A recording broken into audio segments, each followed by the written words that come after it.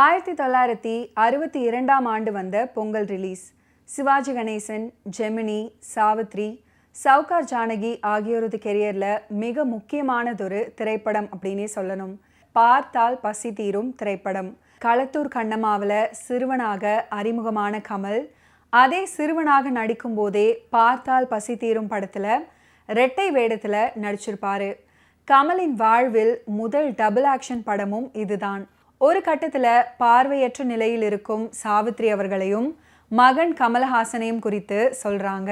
ஒரு பக்கம் சவுகார் ஜானகியிடம் உண்மையை சொல்ல முடியவில்லை. அவருக்கு இதயத்தில் பிரச்சனை.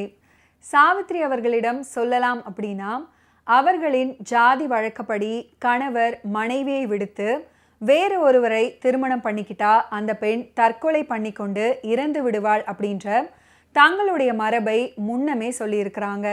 இருதலை கொள்ளியாக தவித்து மருகி கொண்டே இருப்பாரு ஜெமினி அவர்கள். இந்த நிலையில சிவாஜி அவர்களின் மீது சரோஜா தேவி அவர்களுக்கு காதல், சிவாஜி அவர்களுக்கும் தான். ஆனால் சிவாஜி அவர்களை பார்த்ததிலிருந்து தான் தன் கணவர் நிம்மதி இல்லாமல் தவிக்கிறார் என்பதாலும், பார்வையற்ற பெண்ணுடன் சிவாஜி குடும்பம் நடத்தி கொண்டிருக்கிறார், அவர்களுக்கு ஒரு பையன் உண்டு அப்படின்னும் சவுகார் ஜானகி சொல்ல சரோஜா தேவி அவர்கள் நேரடியாக சென்று பார்க்கிறாங்க. இந்த நிலையில சொத்தில் சரிபாதியை சிவாஜி அவர்களின் பேருக்கு ஜெமினி அவர்கள் எழுதிய விவகாரமும் கிளம்பி பிரச்சனையை மேலும் பெருசாக்குது.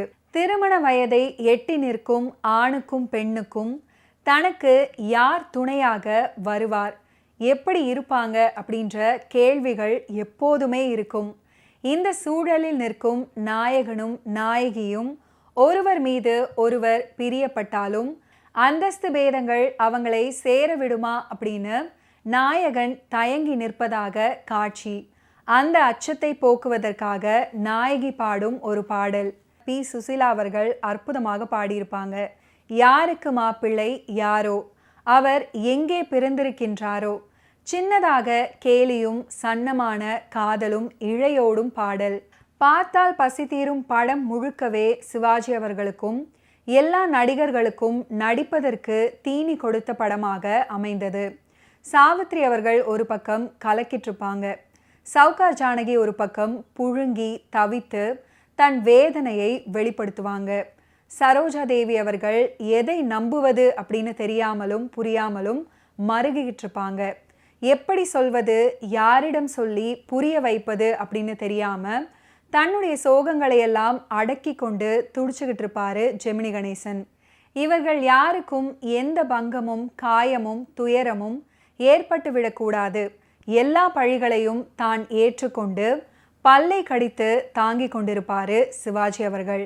படம் முழுக்கவே இப்படியான உணர்வு போராட்டங்கள் தான் மையமாக இருக்கும். ஓகே வியூவர்ஸ், இன்னைக்கு நிகழ்ச்சியில் நடிகர் திலகம் சிவாஜி கணேசன் அவர்களுடைய ஃபிலிம் கெரியரில் நடந்த பல இன்ட்ரெஸ்டிங்கான விஷயங்களை நீங்கள் பார்த்து தெரிஞ்சிருப்பீங்க. மீண்டும் அடுத்தடுத்த எபிசோட்ஸில் சந்திப்போம். நன்றி, வணக்கம்.